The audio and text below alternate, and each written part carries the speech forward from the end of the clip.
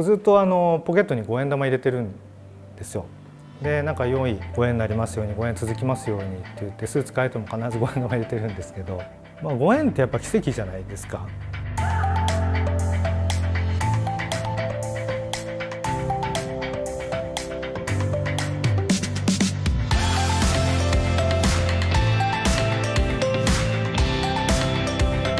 今の自分で5円で成り立ってるので、僕の大事にしていることは5円ですね。高山純一のマイメソッド。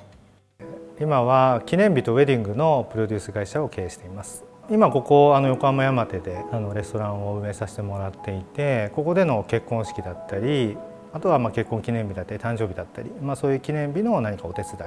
プロデュースをさせてもらってます。僕もともと結婚式の仕事を20年ぐらいやってるんですけれど、自分で起業した時は結婚式を真ん中に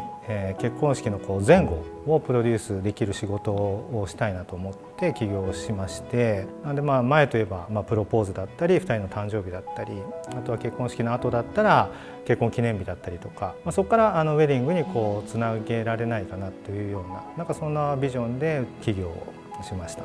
小さい頃僕はあんま覚えてないんですけど、母親が言うに、よく歌いよくしゃべり、やかましい子だったみたいで、お願いだから1分黙っててって言われるぐらいよくしゃべってたみたいですね。僕は父親がずっと経営者だったんですよ。製造業だったのでひたすら机に向かって何かを作るっていう感じだったんですけれども、何がすごいのかは全く多分分かってないんですけどね、社長という、経営者という存在が。ただなんとなくかっこいいなってやっぱ思っていて、そこを目指したいなっていうふうにずっと思ってましたね。ただどんな職種になるかは全然全く考えてないんですけど、もう早く社会に出て、何かしら自分でやりたいってずっと思っていて、高校卒業して、自分で何やりたいのかなって思う、自分の中の旅が始まったんですけれども、やっぱり衣食住と男と女っていうのは永遠なんじゃないかと浅はかな考えのもと考えて、その時に男女のその出会いの場っていうのも一つ、面白そうな業界なんだろうなと思って、でそこに入って、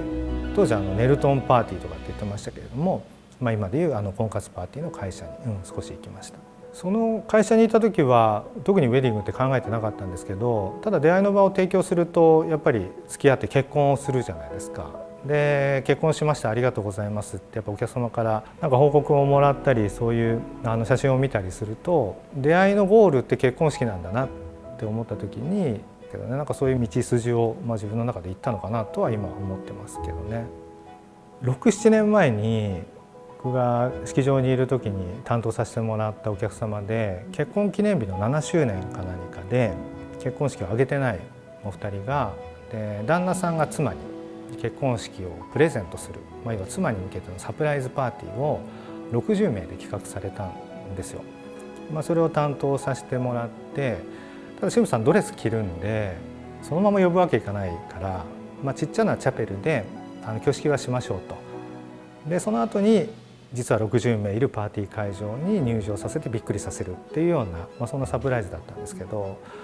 で無事結婚式は終えて、でその式場から、みんながいるパーティー会場に移動をして、扉開けたら60名がいるっていうサプライズの、瞬間、やっぱそこで神父さんが入った時の、表情だったり涙だったりゲストの大歓声だったり、あとはその新郎のほっとした顔だったり、やっぱりそれを見た時同じ結婚式だったらこういう結婚式プロデュースしたいなって思ったんですよね。それが今結婚記念日と結婚式というのがうちはつなげてるビジョンだったりするんですけれども、そこが多分原点ですかね。学生の頃から夢見てたやっぱ起業社長になるっていうところはやっぱ40過ぎると今更っていう人も中にはいる中で、やるなら早く行かないとやっぱ思っていて、その会社の移動というタイミングも重なったんですけれど、一つのタイミングで行ってみようと思ったのがきっかけですかね。ただ仕事が、確定してるわけではなかったので、家族もあるどうしよう、やるしかなかったので、やるだけだったんですけど、今でこそ SNS だったりいろんなお客様にご案内するツールがあるんですけど、当時何もなかったからね、やっぱりその一生に1回のイベントを託してもらうにはやっぱり準備不足で、かなり制約いただくのは苦戦しましたね。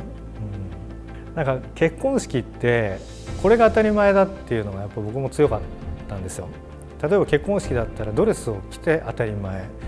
ご祝儀もらうんだったらコース料理出して当たり前、なんかそんな概念が自分の中であったので、やっぱさっき言ったちょっと見積もりも迷走していたし、なんかドレス着ない結婚式ってとかってやっぱ自分の中で疑問があったんですけれども、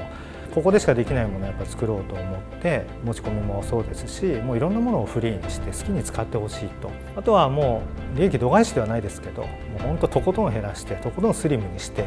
その代わり件数をいっぱいやろうっていうふうに振り切ったのが2018年ですね。やっぱ人って必死に考えるし倒れたくないから、そのたんびやっぱり強くなるし、去年できなかったことが今できているっていうのはなんか自分の自信にもなるというか、ピンチはチャンスって言いますけど、まさにその通りで、ほどほどにピンチは欲しいなって思いますね。僕の大事にしていることはご縁ですね。僕ずっとポケットに5円玉入れてるんですよ。でなんか良いご縁になりますように、ご縁続きますようにって言ってスーツ変えても必ず5円玉入れてるんですけど、起業してからもそうですし、お客様ともねこうやって出会うことも、家族も仲間も全部そうなんですけど、ご縁ってやっぱ奇跡じゃないですか。やっぱり例えば新郎新婦さんもそうなんですけど、いろんな結婚式場があってたくさんなんか、媒体もある中で、例えばうちを選んでくれて、でうちを選んでくれた中にもプランナーがまたいっぱいいて、でその中でも例えば僕が出させてもらってそこで出会って、で気に入ってくれて結婚式を担当させてもらうとかというのは本当に奇跡的だと思うので、そこのご縁を本当大切につなげようという努力はずっとしています。